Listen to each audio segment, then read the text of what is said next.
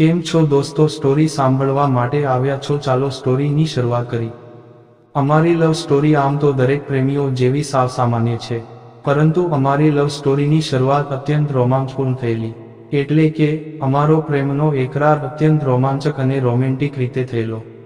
હું અને રિદ્ધિ એક જ ફર્મમાં સાથે કામ કરતા અને લગભગ એકાદ વર્ષ સુધી કેટલાક પ્રોજેક્ટ્સમાં સાથે કામ કરતા રહેવાને કારણે અમને એકબીજા સાથે સારું ફાવતું। અમે બંને ખૂબ મળતાવડા સ્વભાવના હોવાને કારણે જ્યારે પહેલા પ્રોજેક્ટમાં સાથે કામ કરવાનું આવ્યું ત્યારથી જ અમારી દોસ્તી જામી ગયેલી અને પછી શરૂઆતથી જ એકબીજા સ્વભાવ માફક આવી જતાં અમે એકબીજાના ખાસ દોસ્ત બની ગયેલા।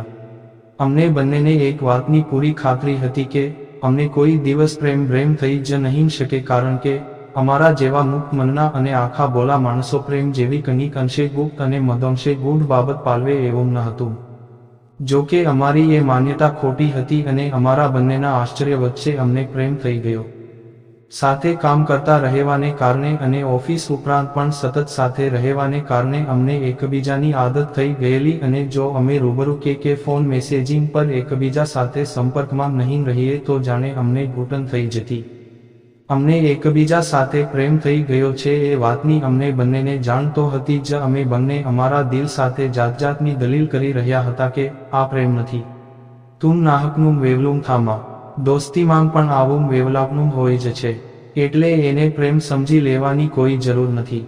જો કે આ બધી વાતની ચોખવટ અમે એકબીજા સાથે નહોતી કરી, પરંતુ આ અમારો આંતરિક દ્વંદ્વ હતો।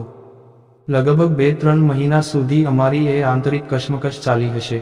એ દરમિયાન દોસ્ત તરીકે અમે સતત સાથે રહેતા અને અમારી રજેરજ માહિતી અમે એકબીજા સાથે શેર કરતા, પરંતુ મહિનાઓ સુધી અમે અમારી આ ફિલિંગ્સ એકબીજા સાથે શેર નહીં કરી। લાંબા સમય સુધી નિરીક્ષણ કર્યા બાદ હું એક ચોક્કસ તારણ પર આવ્યો કે ના, હું જે અનુભવી રહ્યો છું એ દોસ્તી તો નથી જ। જો દોસ્તી જ હોત તો આવી જ લાગણી મને મારી અન્ય સ્ત્રી મિત્રો માટે પણ થઈ હોત, અને હું રિદ્ધિ માટે જે અનુભવું એ તો અત્યંત સ્પેશિયલ કહી શકાય એવું હતું। એટલે મેં નક્કી કર્યું કે એક દિવસ સારો મોકો જોઈને મારે રિદ્ધિને કહી દેવું કે મને તારું ખબર નથી, પરંતુ હું તારા વિશે કંઈક આવું અનુભવું છું। એવામાં એકવાર અમારી ઓફિસની એક પાર્ટી હતી, જેમાં અમારે એક અત્યંત મજાની હોટેલમાં ડિનર માટે જવાનું હતું। અમારી દોસ્તીને નાતે અમે એકબીજાની આજુબાજુમાં જ બેઠા। એવામાં હોટેલનું ઇન્ટિરિયર એવું રોમેન્ટિક હતું કે મારા અળવિતરા મનને ત્યારે વિચાર આવ્યો કે મારે આવા રોમેન્ટિક માહોલનો લાભ લઈને રિદ્ધિને મારી એના વિશેની લાગણીઓ વિશે કહી જ દેવું જોઈએ। વળી રિદ્ધિ એ દિવસે કંઈક વધારે પડતી જ મૂડમાં હતી, પણ બીજી તરફ મારું દિલ મન ટકોર કરી રહ્યું હતું કે આખો સ્ટાફ ભેગો થયો છે ત્યારે આવું ગાંડ પણ નહીં કરાય। નાહકની એ છોકરી બોનથી પડશે અને એનો મૂડ બગડશે એ વધારાનો। જો કે એ દિવસે મન તો જાણે નફટાઈ પર જ ઉતરેલું અને એણે નક્કી જ કર્યું હતું કે એ કોઈનું માનવાનું નથી। અમે બધા જ્યારે ડિનર કરી રહ્યા હતા અને બધા એકબીજા સાથે હસીમજાક કરી રહ્યા હતા, રિદ્ધિ પણ એની સામેવાળી વ્યક્તિ સાથે વાતચીતમાં મશગુલ હતી અને વચ્ચે એ મારી પાસે હોંકારો દેવડાવી હતી। એની સામેવાળી વ્યક્તિ જ્યારે બીજા સાથે વાતમાં બિઝી થઈ ત્યારે અચાનક હું એની તરફ થોડો નમ્યો અને એના કાન પાસે જઈને હળવેથી ગણગણ્યો, મને તારા માટે થોડી સ્પેશિયલ ફિલિંગ્સ છે। આઈ એમ સોરી, બટ હું તને કહ્યા વિના ન રહી શક્યો। આટલા શબ્દો કહેતી વખતે પણ મને પસીનો છૂટી ગયેલો અને દિલના ધબકારાની વાત જ શું કરવી। મને એમ લાગતું હતું કે મારું હૃદય હવે બહાર આવી જશે। આવું કહેતી વખતે હું એટલો બધો ગભરાઈ ગયેલો કે મારી એ પરમ મિત્રના ચહેરા પરના હાવભાવ જોવાની પણ મારી હિંમત નહોતી ચાલી।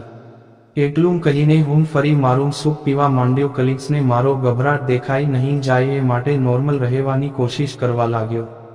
લગભગ 2 મિનિટ સુધી એણે મને કોઈ જ રિએક્શન નહીં આપ્યું। એણે એની બધી નોર્મલ ગતિવિધિઓ ચાલુ રાખી અને પછી તકનો લાભ લઈને એ મારી તરફ ફરી અને મને જરા ઝૂકવાનો ઈશારો કર્યો। એણે જ્યારે ઈશારો કર્યો ત્યારે પણ મારી ફાટી ગયેલી અને દિલના ધબકારા સાથે હું જરા ઝૂક્યો। હિરેન, મેં તને સાવ આવો નહોતો ધાર્યો, તું તો સાવ સ્વાર્થી નીકળ્યો। તને મારા માટે માત્ર થોડી જ ફિલિંગ્સ છે, મને તો તારા પ્રત્યે અઢળક સ્પેશિયલ ફિલિંગ્સ છે। જરા પૂછી જો તારા દિલને કે એને મારા માટે કેટલી લાગણી છે। એની એ વાત સાંભળીને હું તો દંગ રહી ગયો અને મને આશ્ચર્ય અને ખુશીની લાગણી એકસાથે થઈ. મને આશ્ચર્ય એ વાતનું થયું કે રિદ્ધિ ઘણી હિંમતવાન સાબિત થઈ હતી. તો બીજી તરફ ખુશી એ વાતની હતી કે આખરે મને મારી લાઈફ પાર્ટનર મળી ગઈ હતી અને રિદ્ધિ પણ મારા માટે એવું જ કંઈક વિચારતી હતી જેવું હું એના વિશે વિચારતો હતો. રિદ્ધિની હિંમત જોઈને મારામાં પણ થોડી હિંમત આવી અને મેં પણ એને ઝૂકવાનો ઈશારો કરીને કહ્યું કે થોડી લાગણી એ તો માત્ર શબ્દ પ્રયોગ હતો. બાકી તારે મારી લાગણીઓના પારખા કરવા હોય તો મને પ્રેમ કર અને સાથે જ મારી સાથે સ્પર્ધા પણ કર. જોઈએ છીએ કે કોને કોના વિશે વધુ લાગણી વધુ છે. હા, જો કે એ સ્પર્ધાનું પરિણામ આપણા જીવનના 7મા દાયકામાં જ આવશે. ત્યાં સુધી આપણી આ સ્પર્ધા ચાલુ જ રહેશે. મારી વાત સાંભળીને એ પણ મલકી ઉઠી અને હું પણ. બસ આમ જ કંઈક શરૂ થઈ અમારી લવ સ્ટોરી. જો કે આગળ કહ્યું એમ લવ સ્ટોરી કરતાં અમારો એકરાર જ અત્યંત રોચક અને રોમાંચક હતો. અને હા, રોમેન્ટિક પણ. આવી જ સ્ટોરી સાંભળવા માટે ચેનલને સબસ્ક્રાઇબ કરજો મિત્રો. ધન્યવાદ.